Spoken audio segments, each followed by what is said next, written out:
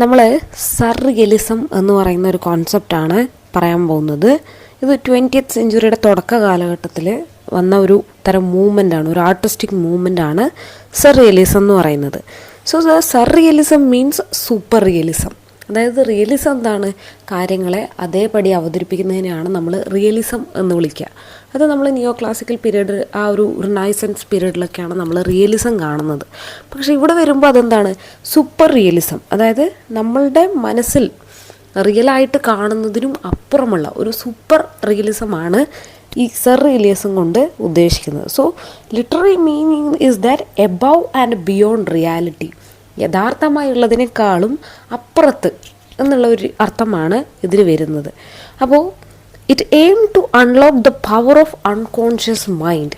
അതായത് നമ്മുടെ ഉപബോധ മനസ്സിനെ, അതായത് നമുക്കൊരു മൈൻഡ് ഉണ്ടാവുമല്ലോ, ആ മൈൻഡിനും അപ്പുറം നമ്മുടെ ഒരു ചിത്രം കണ്ടാലോ ഒരു പോയം വായിച്ചാലോ നമ്മുടെ ചിന്തിക്കാൻ പ്രേരിപ്പിക്കുന്നുണ്ടെങ്കിൽ, അല്ലെങ്കിൽ ഒരു ക്രിയേറ്റീവ് ഐഡിയയെ നമുക്ക് അണ്ടർസ്റ്റാൻഡ് ചെയ്യാൻ പറ്റുന്നുണ്ടെങ്കിൽ, അത് ഡീകോഡ് ചെയ്യാൻ പറ്റുന്നുണ്ടെങ്കിൽ അതൊരു സർറിയലിസം ആണെന്ന് നമുക്ക് പറയാൻ വേണ്ടി സാധിക്കും.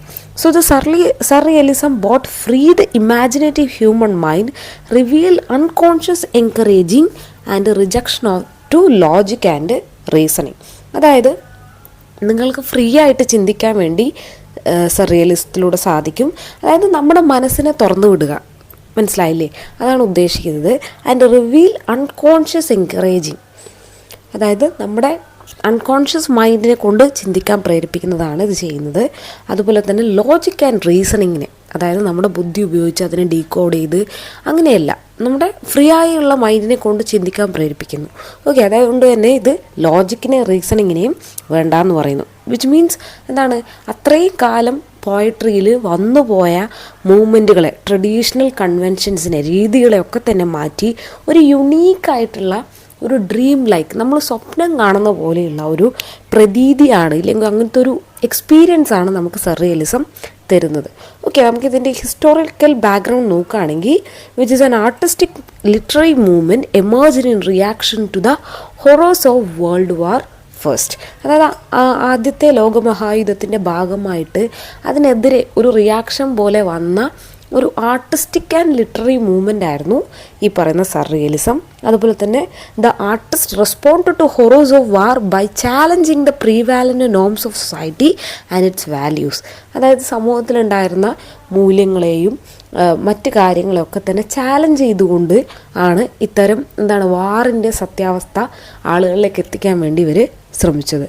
വിത്ത് spirit of idealism, artistic and writers shared a belief that they could change the world by freeing unconscious mind from the rational thought. അതായത് നമ്മുടെ ധാർമ്മികപരമായിട്ടുള്ള ചിന്താഗതിയെ മാറ്റി നമ്മുടെ മനസ്സിനെ ഫ്രീ ആക്കി വിട്ടു കഴിഞ്ഞാൽ നമുക്ക് പലതും മാറ്റം വരുത്താൻ പറ്റും എന്നാണ് അവർ വിശ്വസിക്കുന്നത്. നമുക്കറിയാം, നമ്മുടെ സൊസൈറ്റിയിൽ ഒരുപാട് റൂൾസ് ഉണ്ടല്ലേ. നമ്മൾ പറഞ്ഞിട്ടില്ലെങ്കിലും ഇല്ലെങ്കിൽ എവിടെയെങ്കിലും എഴുതി വെച്ചില്ലെങ്കിലും നമ്മൾ പാലിക്കുന്ന ഒരുപാട് റൂൾസ് ഉണ്ടാവും. പക്ഷേ ഇതിനെ നമ്മൾ ഫ്രീ ആയിട്ട് നമ്മുടെ മനസ്സിനെ വിടുക. ഓക്കെ, ഇതൊന്നും പ്രശ്നമല്ല, ഇതൊക്കെ ആളുകൾ ഉണ്ടാക്കിയതാണ് എന്നുള്ള രീതിയിൽ നമ്മൾ ചിന്തിച്ചു കഴിഞ്ഞാൽ നമുക്ക് ആ ഒരു ബൗണ്ടറി വിട്ട്, ആ ഒരു മാർജിൻ കടന്ന് നമുക്ക് പോകാൻ പറ്റും. അതുപോലെ തന്നെയാണ് സർറിയലിസം ചെയ്യുന്നത്. അതായത് പോയട്രി ഇങ്ങനെ എഴുതാൻ പാടുള്ളൂ, ഇല്ലെങ്കിൽ ചിത്രം ഇങ്ങനെ വരയ്ക്കാൻ പാടുള്ളൂ എന്നുള്ളത് വിട്ട് അവരുടെ മനസ്സിനെ ഫ്രീ ആക്കി വിട്ടുകൊണ്ട് അവർ വരയ്ക്കുന്ന ചിത്രം, ആ ചിത്രങ്ങൾ വഴി നമ്മുടെ മനസ്സും ഫ്രീ ആയി ചിന്തിക്കുന്നുണ്ടെങ്കിൽ, അതുവഴി നമുക്ക് ഐഡിയാസ് ഗ്രാസ്പ് ചെയ്യാൻ പറ്റുന്നുണ്ടെങ്കിൽ അതാണ് surrealism. So the term coined by Guillermo Apollinaire in 1917 to describe his own play Memories. അതായത് 1917 ഈ ടേം വരുന്നത്. ഈ വ്യക്തിയുടെ ഒരു വർക്കിലാണ് ഈ ഒരു പേര് പറയുന്നത്. So in 1924 the French poet André Breton found the first official surrealistic group in Paris. 1924 French പോയറ്റായിട്ടുള്ള ആൻഡ്രെ ബ്രെറ്റൻ ആണ് ആദ്യമായിട്ടൊരു സർറിയലിസ്റ്റിക് ഗ്രൂപ്പ് ഓഫ് ആർട്ടിസ്റ്റുകളെ, അല്ലെങ്കിൽ ഒരു റൈറ്റേഴ്സിൻ്റെ ഒരു ഗ്രൂപ്പ് പാരീസിൽ തുടങ്ങുന്നത്. So it was comprised by gifted writers and poets. Later visual artist join to the movement. ആദ്യം ഇതിലുണ്ടായിരുന്നത് റൈറ്റേഴ്സും പോയറ്റ്സും ആണെങ്കിൽ പിന്നീട് അത് വിഷ്വൽ ആർട്സിലേക്കും മാറി. Okay, they practiced automatic techniques, writing, speaking or making art without thinking about what they were creating, allowing images and ideas to flow freely from their imagination. അതായത് മനസ്സിൽ എന്ത് വരുന്നു അതിനെ എഴുതുക, അല്ലാതെ മുൻകൂട്ടി പ്ലാൻ ചെയ്ത് ഇന്ന ടോപ്പിക്കിനെ കുറിച്ച് ഇല്ലെങ്കിൽ ഇന്ന കാര്യത്തെ വർണ്ണിച്ച് എന്നൊന്നുമില്ലാതെ ഫ്രീ ആയിട്ട് അവരുടെ മനസ്സിൽ വരുന്ന ഐഡിയ അവർ പോലും ചിന്തിക്കാതെ എഴുതി പോകുന്ന അത്തരത്തിലാണ് അവരത് സ്റ്റാർട്ട് ചെയ്തത്. ഫ്രീ ആയിട്ട് തൻ്റെ ഇമാജിനേഷനിൽ എന്ത് വരുന്നോ അതാണ് അവർ എഴുതിയിരുന്നത്. മാത്രമല്ല the painting pull out was A fantastic imagery. Okay, ഇതിന് കാരണം ഈ ഒരു സർറിയലിസം വരാൻ കാരണം ആ ഒരു പീരീഡിലാണ് നമ്മുടെ സിഗ്മണ്ട് ഫ്രോയിഡ് എന്ന് പറയുന്ന വ്യക്തി അദ്ദേഹത്തിൻ്റെ ഐഡിയാസുമായിട്ട് വരുന്നത്. അദ്ദേഹം ഡ്രീമിൻ്റെ ഇൻ്റർപ്രിട്ടേഷൻസ് ഒക്കെ ആയിട്ട് വരുന്നത്, സൈക്കോ അനലിറ്റിക്കൽ തിയറിയുമായിട്ട് വരുന്നത് ആ ഒരു പീരീഡിലാണ്. അതുകൊണ്ട് തന്നെ അതിൻ്റെ ഒരു ഇൻഫ്ലുവൻസ് ഏതിലുണ്ടായിരുന്നു, നമ്മുടെ ലിറ്ററേച്ചറിലും കാണാൻ വേണ്ടി സാധിക്കും.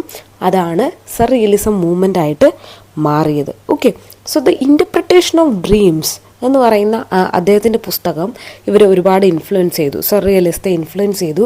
അതായത് automatism was the surrealistic term for Freud technique of free association which he also to reveal unconscious mind to his patients.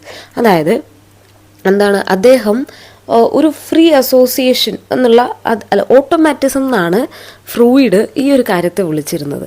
അതായത് ഓട്ടോമാറ്റിക്കായിട്ട് എന്ത് ചെയ്യാം, നിങ്ങൾ ചിന്തിക്കുന്നു, നിങ്ങൾ പ്രവർത്തിക്കുന്നു, ആ ഒരു കാര്യം എന്ത് ചെയ്യുന്നു, അത് ആർട്ടിസ്റ്റിക് അല്ലെങ്കിൽ ലിറ്റററി മൂവ്മെൻറ്റിലേക്ക് അപ്ലൈ ചെയ്യുന്നു.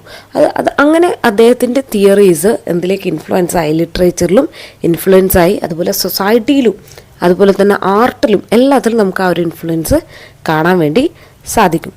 So, the Freud had significant influence on the beliefs and practices of surrealists, and he believed that our subconscious thoughts are symbolically represented in our dreams, and fully understand ourselves, we need to tap into these dreams and messages. Artists, writers, poets were inspired to explore the conscious and subconscious mind. അദ്ദേഹം പറയുന്നത് നമ്മുടെ മൈൻഡിൽ dreams ആയിട്ട് വരുന്ന കാര്യങ്ങൾ നമ്മൾ എന്ത് ചെയ്യണം, അതാണ് സിംബോളിക്കായിട്ട് ഇതിൽ റെപ്രസെൻ്റ് ചെയ്യുന്നത്. അതായത് നമുക്കത് കംപ്ലീറ്റ് ആയിട്ട് ഓർമ്മയൊന്നും ഉണ്ടാവില്ല, അതിന് തന്നെയാണ് റീക്രിയേറ്റ് ചെയ്യുന്നത്. അതുപോലെയാണ് കോൺഷ്യസ് മൈൻഡിൽ നിന്നും സബ് കോൺഷ്യസ് മൈൻഡിലേക്ക് പോയറ്റ്സിൻ്റെ തിങ്കിങ്ങിനെ മാറ്റുന്നതും പോയട്രി ഉണ്ടാവുന്നതും.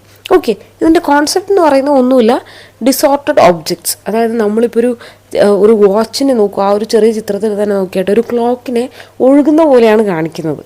അതായത് അതെന്താണ്, ഡിസോർട്ടഡ് ആണ്, നമ്മൾ വിചാരിക്കുന്ന പോലെ ഉണ്ടാവണമെന്നില്ല. കൂളർ കളേഴ്സാണ്, നമ്മുടെ കണ്ണിനൊക്കെ ഇഷ്ടം തരുന്ന പോലെയുള്ള കളേഴ്സാണ് യൂസ് ചെയ്യുന്നത്. റിയൽ ഒബ്ജക്ട്സ് ആണ്, അബ്സ്ട്രൂസ് കോണ്ടെക്സ്റ്റ് ആണ്, ഡ്രീം വേഴ്സസ് റിയാലിറ്റിയാണ്. നമുക്ക് ആ ചിത്രം കാണുമ്പോൾ അത് ഡ്രീമാണോ എന്നുള്ളൊരു ഫീലിംഗ് തരുന്നതാണ്. റിയാലിറ്റിയുമായി വളരെ വ്യത്യാസമുള്ള ഒരു ഇതാണ്. അതുപോലെ അൺകോൺഷ്യസ് ആണ്. അതുപോലെ സിഗ്മണ്ട് ഫ്രോയിഡിൻ്റെ ഇൻഫ്ലുവൻസും ഉണ്ട്. അപ്പോൾ ഇതിൻ്റെ ക്യാരക്ടറിസ്റ്റിക്സ് എന്ന് പറയുന്നത് there is no specific guidelines due to subconsciousness. അതായത് നമ്മുടെ മനസ്സിൻ്റെ അകത്തു നിന്നും വരുന്നതായതുകൊണ്ട് തന്നെ അതിന് ഇങ്ങനെ ചെയ്യണം എന്നുള്ള റൂൾസ് ഒന്നും തന്നെ സർറിയലിസത്തിനില്ല. അതുമാത്രമല്ല ഡ്രീം ലൈക്ക് ക്വാളിറ്റീസാണ് വേണ്ടത്. ഓക്കെ, അതായത് പൊതുവെ ഉപയോഗിച്ച് ശീലമില്ലാത്ത രീതിയിലുള്ള റൈറ്റിങ്സ് ആയിരിക്കണം ഇതിനുണ്ടാവുക. അതുപോലെ റിയലിസ്റ്റിക് ആണ്, നമുക്ക് കണ്ടാൽ തന്നെ മനസ്സിലാവും, ഇല്ലെങ്കിൽ ആ ഒരു ടോപ്പിക്കുമായിട്ട് നമുക്ക് ബന്ധം തോന്നും.